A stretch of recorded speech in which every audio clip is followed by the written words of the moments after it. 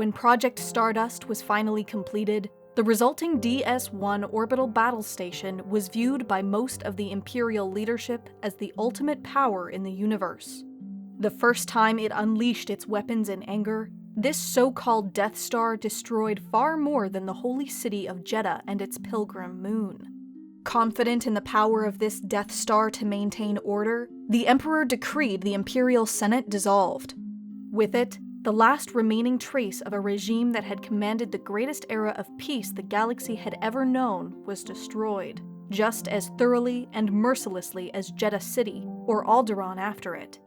The Galactic Republic had been swept away.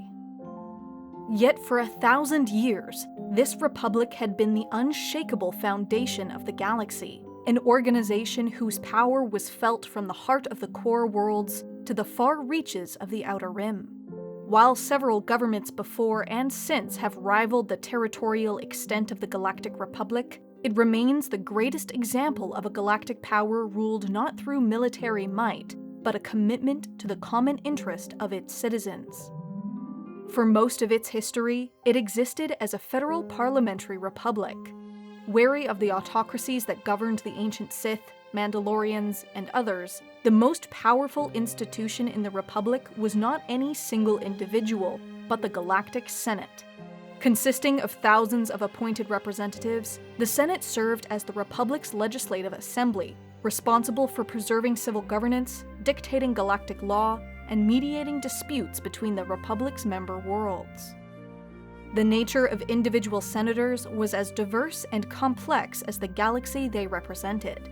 While internally the Senate operated democratically, its members were chosen for their positions in a myriad of different ways. Senators were selected through general elections, governing boards, direct appointment by local governments, or simply by whatever local culture or law dictated.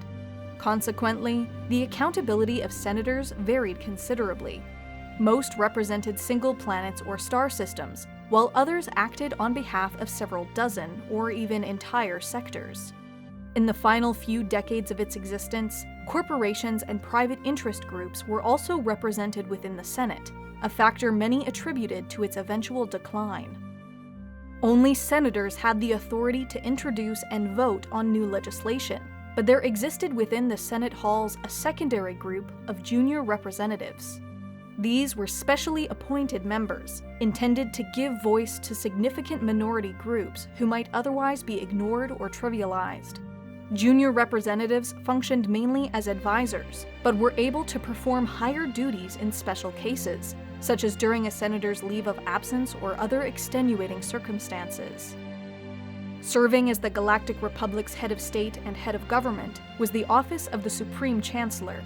Officially, the Supreme Chancellor was intended to serve as a point of leadership for a Senate that might otherwise be easily divided. In practice, however, the office held very little real power. Both the Supreme Chancellor and Vice Chair, the second highest officer in the executive branch, were seen as almost ceremonial positions, responsible for maintaining arcane procedure within the Senate, rather than spearheading political change. Both the Galactic Senate and the Office of the Chancellor were located on Coruscant, a planetary ecumenopolis and the Republic's capital world. While official votes and procedures were held in the opulent chambers of the Galactic Senate, most work was done behind the scenes, both on Coruscant and across the greater galaxy. Numerous committees and subcommittees, both formal and informal, were established to tackle special or significant issues. These ranged from the Committee for Transportation of Construction Materials to the Anti-Slavery Committee. The responsibilities of the Senate and the organization of the galactic bureaucracy were defined by the Galactic Constitution, a system of beliefs and laws by which the Republic was governed. This ancient document, over time, became the focus of sanctimonious reverence, and the earliest founders of the Galactic Republic treated with awed deference. This can be in part explained by the tumultuous nature of the galaxy at the time of the Republic's founding. While the exact circumstances of the Republic's establishment remain buried in myth, it was born from the conflict between the Sith and the Jedi. These two rival religions both laid claim to a mystical power known as the Force, which gave its strongest adherents command over supernatural abilities. The victory of the Jedi Order ended a galaxy-wide Dark Age, and it was under the protection of the Jedi that the nascent Republic was able to flourish. The Four Sages of Duarte, formidable but controversial philosophers and lawgivers, helped form the earliest pillars of the Republic, including its constitution, while Tarsis Valorum would serve as its first Supreme Chancellor.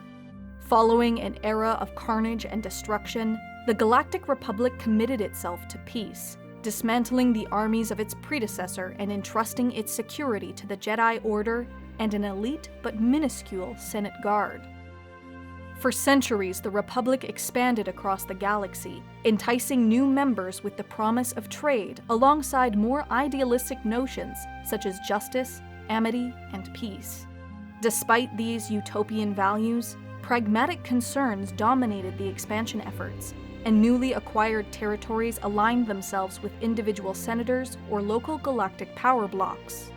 The core, historically the wealthiest region of the galaxy, likewise achieved disproportionate political power, often at the expense of other regions, most notably the Outer Rim.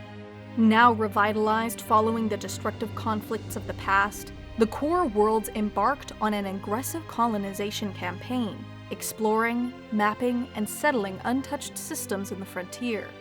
In some cases, indigenous populations were overrun or exploited, but the enormous demands for resources kept such instances from hindering this expansionist policy. The growing divide between the core worlds and the outer territories was the most conspicuous example of the Republic's stagnation and decline, but far from the only one. Internal strife reached as high as the Galactic Senate, with many senators acting out of rampant self-interest. At the same time, local federations, guilds, corporations, and private interest groups were granted increased representation, emboldening them to subvert Republic law from within and destabilize certain regions across the galaxy. Without a federal military force, remote systems were forced to establish anti-piracy militias, as the Jedi, once effective peacekeepers, were now far too overstretched to remain effective. The invasion of Naboo by the droid armies of the Trade Federation highlighted the Republic's growing weakness and precipitated the removal of Supreme Chancellor Finis Valorum, the last in what had long been a powerful and influential dynasty. Sheev Palpatine, a senator from Naboo, was appointed in his place, gaining both sympathy and allies after the brutal treatment of his home world. This powder keg of political instability culminated in the Separatist crisis. Under the leadership of Count Dooku, a former Jedi, thousands of star systems announced their intention to secede from the Galactic Republic, forming the Confederacy of Independent Systems. At the insistence of Supreme Chancellor Palpatine, a vast military, unprecedented in scope, was authorized and established. Republic military forces were formed into three separate branches: the Grand Army of the Republic Navy, and the Republic Starfighter Corps. The backbone of these forces were clone soldiers.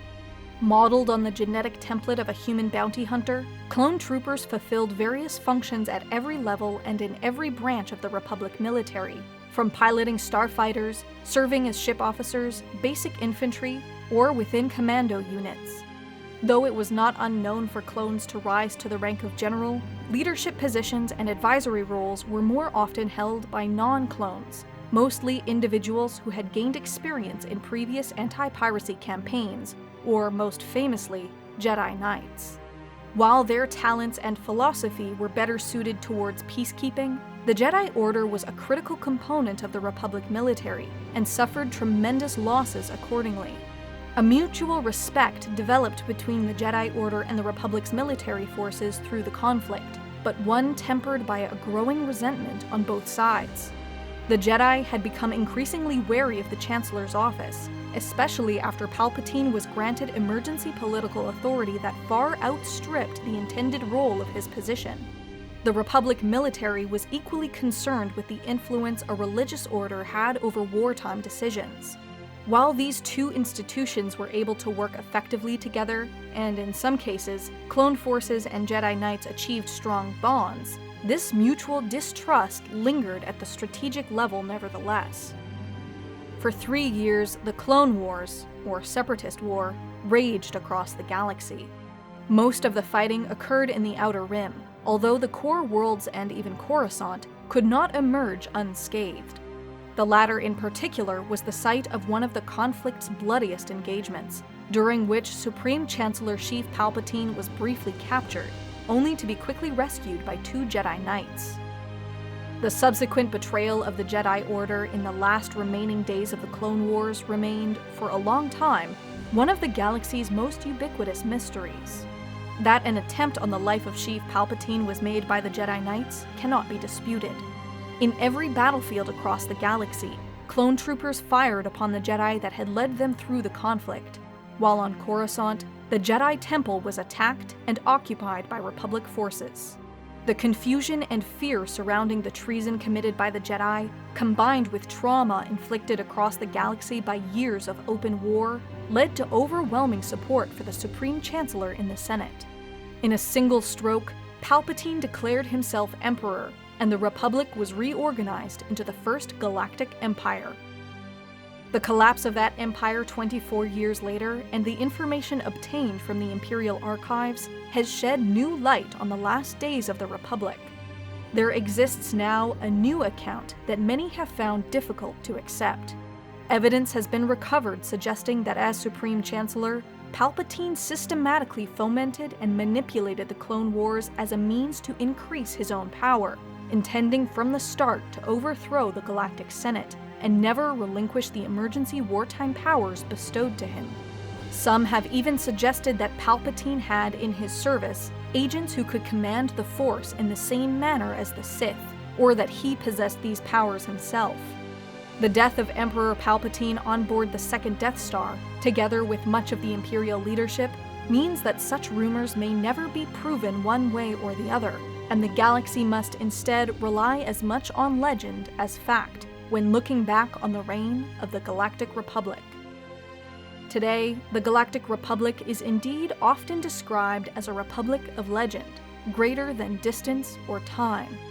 There is a propensity to remember it as an idealistic light in the galaxy, which delivered countless trillions out of poverty and war.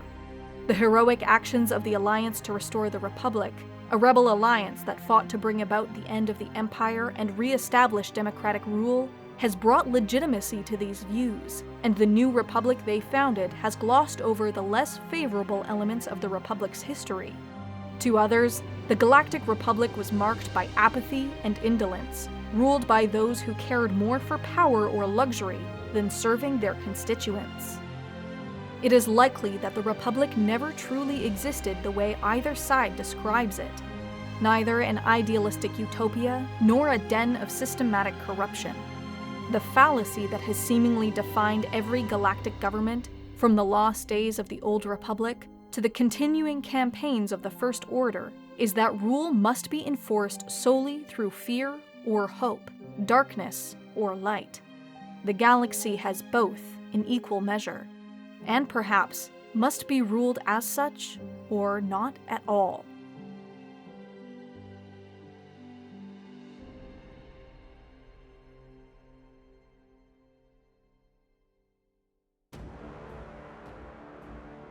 Attention citizens of the Republic. On Saturday, July 20th, 2019, the Templin Institute will be hosting Operation Esperanza 2, Showdown for Motown, a 12-hour charity live stream raising money for the Beaumont Children's Hospital through Extra Life. We'll be playing some Star Wars Empire at War, Stellaris, and a whole host of other games, all while giving away fabulous prizes. If you'd like to see the full schedule, it's now live on our social media pages. You'll find a link in the description. If you'd like to catch up on the action from last year's event, or you're watching this in the far future and want to see how Esperanza 2 turned out, check out the Templin Archives channel, where you'll be able to find all our previous streams. Last year, we raised over $2,700, and this year we're hoping to do even better. We hope to see you on July 20th.